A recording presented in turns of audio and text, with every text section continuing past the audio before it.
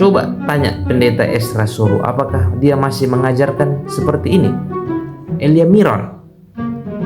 Tidak ada gereja Protestan yang mengaku beriman Protestan mengajarkan ajaran itu saat ini. Martin Luther, tanduk kecil dalam Daniel pasal 7 tidak lain adalah kepausan. Philip Melanchthon, tanduk kecil dalam kitab Daniel adalah kerajaan kepausan yang muncul dari reruntuhan kekaisaran Romawi. Sumber lengkap di bawah ya, Commentary on Daniel. Selanjutnya John Knox, tanduk kecil yang disebut oleh Nabi Daniel adalah kekuasaan kepausan Roma. Selanjutnya Thomas Cranmer tahun 1489-1556. Dia seorang uskup agung Canterbury. Kepausan adalah tanduk kecil yang dinubuatkan Daniel yang berbicara melawan yang maha tinggi. Sumber dokumen Writings and Disputation of Thomas Cranmer. Selanjutnya Geneva Bible. Ini pernyataan yang sangat kuat dari orang-orang Protestan awal. Tanduk kecil ini adalah kerajaan antikristus, yaitu kepausan. Sangat eksplisit dari sumber Geneva Bible edisi 1560, catatan marginal Daniel pasal yang ke-7. Selanjutnya John Wesley, tanduk kecil adalah kuasa kepausan yang bangkit setelah kekaisaran Romawi terpecah.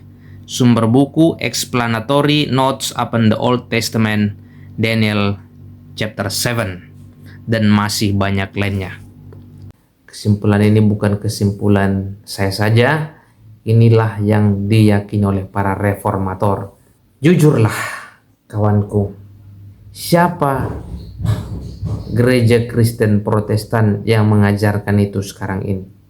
Apakah orang-orang Kristen Protestan mengajarkan itu sekarang ini?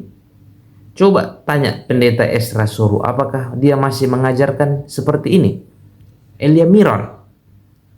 Tidak ada gereja Protestan yang mengaku beriman Protestan mengajarkan ajaran itu saat ini. Sebaliknya, mereka semua bergabung dengan pergerakan ekumene yang berkata, mari kita terima sekali lagi Roma sebagai pemimpin spiritual kita. Semua denominasi Kristen adalah bagian dari pergerakan ekumene mereka. Mereka semua berkata, mari kita kembali. Dan ciri terakhir adalah dia akan berkuasa sampai akhir zaman, sampai Yesus datang. Ya, melalui pemaparan hari ini, mohon jangan disalah tafsirkan teman-teman ya. Saya tidak mengatakan bahwa setiap orang Katolik adalah antikris, tapi yang kita bahas inilah satu sistem yang dipakai setan untuk melakukan penyesatan di seluruh bumi.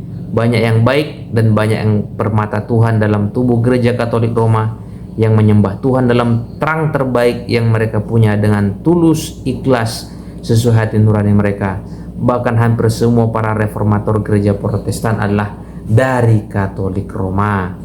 Tapi apa yang kita bahas inilah sebuah sistem di mana sistem ini sendiri membodohi dan menipu umatnya sendiri dan menempatkan dirinya di atas Allah.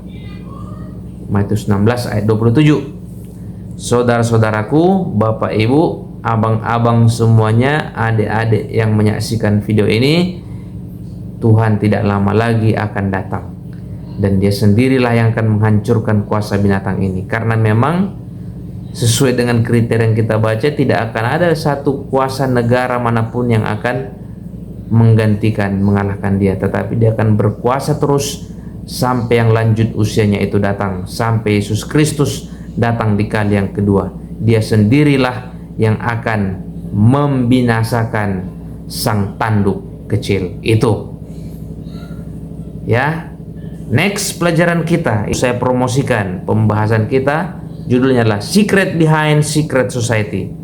Semoga Tuhan Yesus menolong kita semua, Tuhan Yesus memberkati kita semua. Salam cerdas iman. Tuhan Yesus memberkati.